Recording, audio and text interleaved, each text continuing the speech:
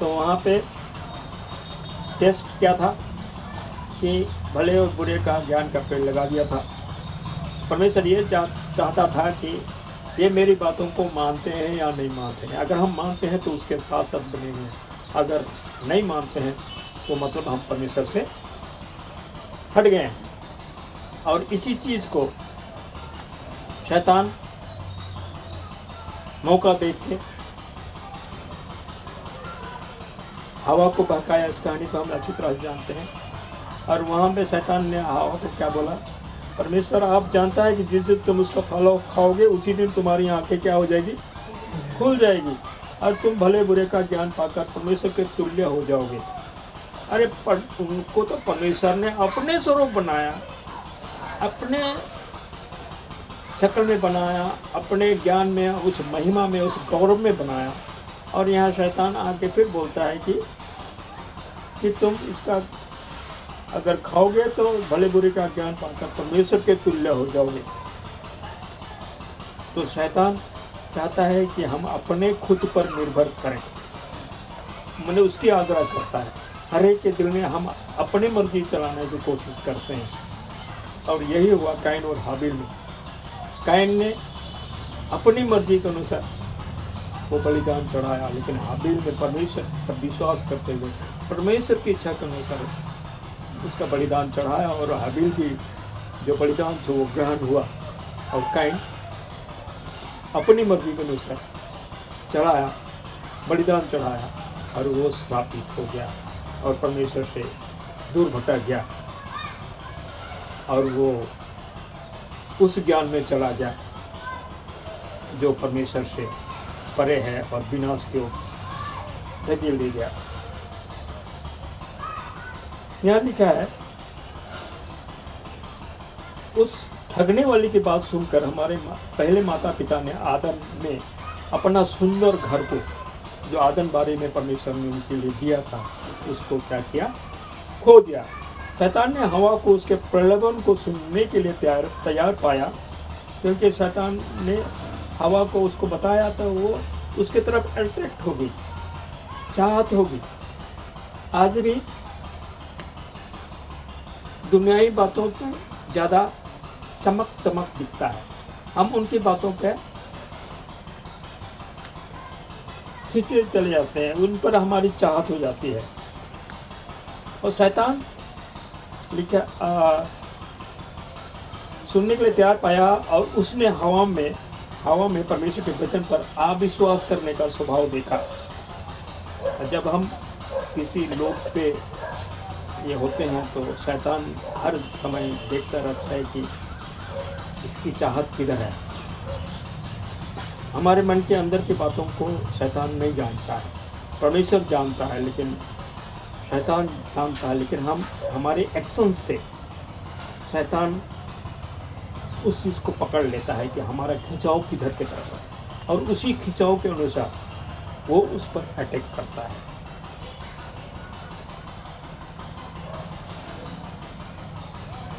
उसने हवा में परमेश्वर के वचन पर अविश्वास करने का स्वभाव देखा। शैतान चाहता था कि उन्हें अपराध एक वास्तविक आशीष लाएगा, और यह कि उन्हें उस वृक्ष का फल लेने से रोकने में परमेश्वर उनसे बहुत भला रोक रहा था। मैंने शैतान ऐसा दिखा दिया कि ये इनको बहुत अच्छा चीज़ मिलने को है, और परमेश्वर यहाँ पे क्या कर रहा है, रोक लगा रहा है। आज हम उसी ये में हम जैसे सबत के रोज़ चर्च में जाते हैं, क्योंकि परमेश्वर ने उसकी आज्ञा दी है, और जब सबत के रोज़ हम चर्च में जाते हैं, उस संगति में रहते हैं, तो परमेश्वर हमें आशीष देता है।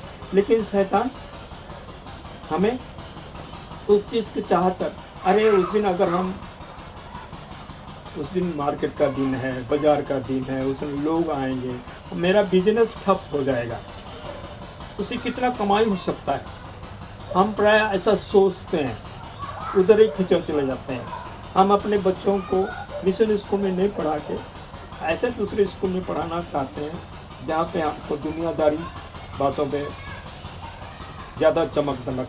मुझे ये कहानी कहते कहते मुझे एक बात याद आ गया। मैं उस भाई को,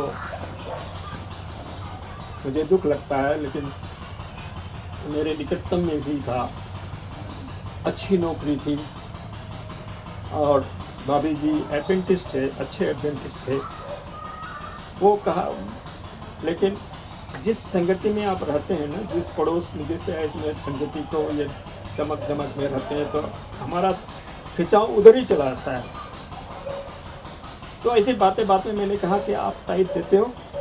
उन्होंने पता क्या जवाब दिया, अरे टाइट मैं क्यों दूँ, उनके टाइट देने से पास्टर के बच्चे ऐश करते हैं, पास्टर के बच्चे ऐश करते हैं। बाइबल में यही लिखा है। बाइबल में कहता है कि परख के तो देखो, मैं तुम्हें अपरंपार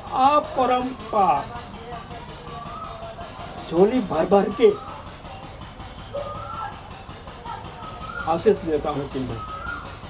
और वो एडवेंटिस्ट होने के बाद भी वो ऐसे शब्द उन्होंने बोला। और हालात ऐसा हुआ, भाई साहब गुजर गए, उनकी मिसेस भी गुजर गई। अब बच्चों को भी उन्होंने उस संगति में नहीं रखा। और ऐसे हालात है अभी कि बच्चों को मूर्ति वापस लाना बहुत कठिन बात हो गई है, क्योंकि उनकी माँ का कहना था कि एडवेंटिस्ट लोग ये तो कुआं का बेंग है। अभी बहुत सारे लोग भी ऐसे कुआं का बेंग है ऐसे बोल देते हैं, क्योंकि उनको दुनियादारी का पता नहीं है। यहाँ पे वही चीज़ है, तुम्हारी आंखें क्या करेगी, खुल जाएगी और तुम भले बुरे का ज्ञान के वृक्ष खाओगे तो तुम्हारी आंखें खुल जाएंगी और तुम परमेश्वर के तुल्य हो जाओगे। ये है परमेश्वर के तुल्य होना।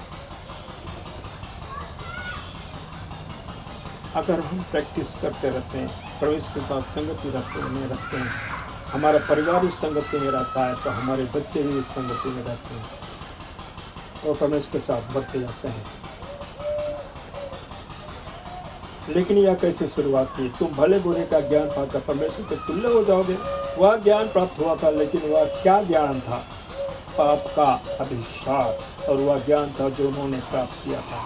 और उसके बाद क्या हुआ, सारी दुनिया स्थापित हो गई, जमीन स्थापित हो गया और उनको आदमबारी से बाहर निकाल दिया गया। और वो परमेश्वर ने आदमबारी में वहाँ पे रख के उनको बोला था कि इसको अच्छा से सजाओ, बेशक करो और परमेश्वर की महिमा करो, फूलो फूलो बढ़ जाओ। परमेश्वर ने आशीष दी थी, लेकिन उन्होंने फल खाया, परमेश्वर की आज्ञा को उल्लंघन किया और क्या हुआ, दुनिया में श्राप आ गया। और आज तक हम उस भोग रहे हैं। और हम, लेकिन परमेश्वर प्रेम है, उसने उसका हल निकाल दिया और हम उसके विश्वास करने के जरिए से हम उस उम्मीद और आशा के साथ उस आशा में बने हुए हैं और हम आगे तक भी बने रहेंगे कि हम उस आशीष को जीवन में प्राप्त करेंगे। क्योंकि जब हम परमेश्वर के साथ बने रहते हैं, अपनी आशीष हम पर बनाए रखता है और हमें आशीष से भरपूर करता है। पाप का अभिशाप वह ज्ञान था जो उन्होंने प्राप्त किया। हवा ने इस चीज़ की लालसा की जिसे परमेश्वर ने मना किया था। उसने परमेश्वर और उसकी अच्छाई के प्रति अविश्वास और स्वतंत्र होने और वही करने की इच्छा जो उसने सबसे अच्छा सोचा।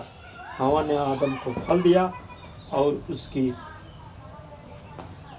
वो क्या हुआ, प्रलोभक, मतलब वो भी उस लोक में फंस गया। वह एक देवता समान हो गया, आँख खुल गया, अपने आप को परमेश्वर को तुल्य हो गए, देवता समान हो गए। वही तो था उनका, शैतान तो वही सिखाना था। वह अपने आप के एक व्यवस्थित होगी, वह कोई संयम स्वीकार नहीं करेगी, लेकिन जाहिर तौर पर वह पापों में सबसे छोटे पाप ने उसे परमेश्वर की व्यवस्था का उल्लंघन करता, परमेश्वर की आज्ञाओं का तोड़ने वाला उसने बना दिया। शैतान कितना छली है, कितना ठग है, और हमें किस तरह उस प्रलोभन में हमें फंसाता है। जब यीशु मसीह को उस कंगूरे पर उठा के ले गया था और बोला कि देख, मुझे प्रणाम करके देख, तो मैं ये सारी दुनिया की सारी सुख सुविधा ऐश आराम सब कुछ देता हूँ। शैतान तो पहले दिखाता है कि ये कर लो ना, लेकिन वचन कहता है पहले उसके धर्म की खोज करो तो तुम्हें जीवन के हर उस जरूरत की चीज़ें तो तुम्हें चाहिए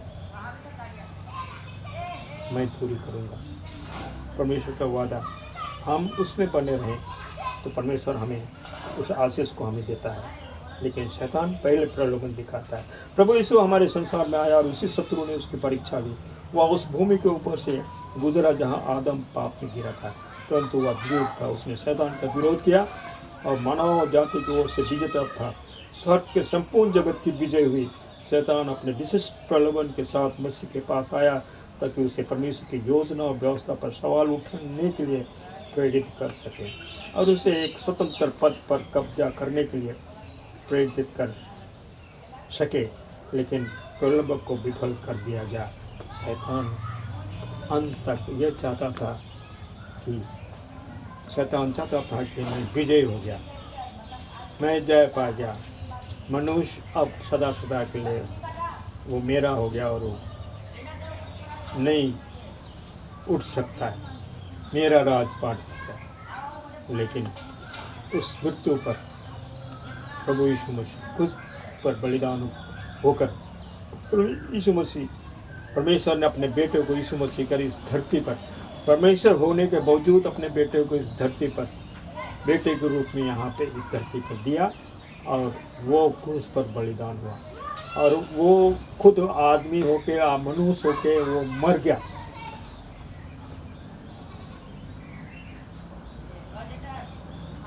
और दफन हो गया।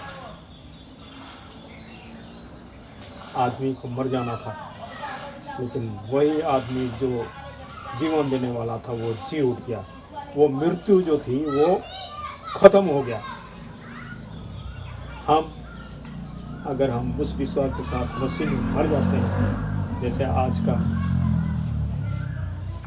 शपथ लेसन का जो मेमोरी याद वचन था, उसमें हम उसके साथ जब हम मर भी जाते हैं तो हम उसके साथ जिएंगे और सदा सदा के परमेश्वर के साथ वास करेंगे।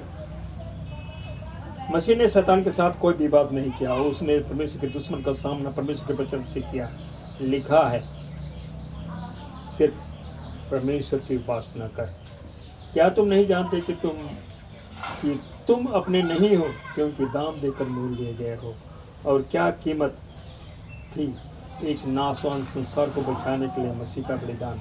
जो लोग मसीह के साथ एक हो गए हैं वे संसार से बाहर आ जाएंगे और अलग हो जाएंगे। वे अपनी मर्जी से दुनिया में प्रवेश नहीं करेंगे। वे अपनी संगति के द्वारा स्वयं को प्रलोभन के मार्ग में नहीं डालेंगे। वे सांसारिक रीति से शिक्षित नहीं होंगे। वे मसीह की स्कूल में आने और महान शिक्षक से सीखने का चुनाव करेंगे। वह हर आत्मा को आमंत्रित करता है, कहता है, हे सब परिश्रम करने वालों और बोझ से दबे हुए लोगों, मेरे पास आओ, मैं तुम्हें विश्राम दूंगा। हम मनुष्य हैं, ये दुनिया श्रापित है। यहाँ पे हम पसीना बहाते हैं, कई तरह के संकट आती है, विपत आती है, उलझने आती है, कई तरह की समस्या आते हैं, पारिवारिक समस्या आती है, आर्थिक रूप से या कुछ और तरीके से, सामाजिक तौर से, तो हम परेशान हो जाते हैं। इसका मतलब ये नहीं कि परमेश्वर हमारे साथ नहीं।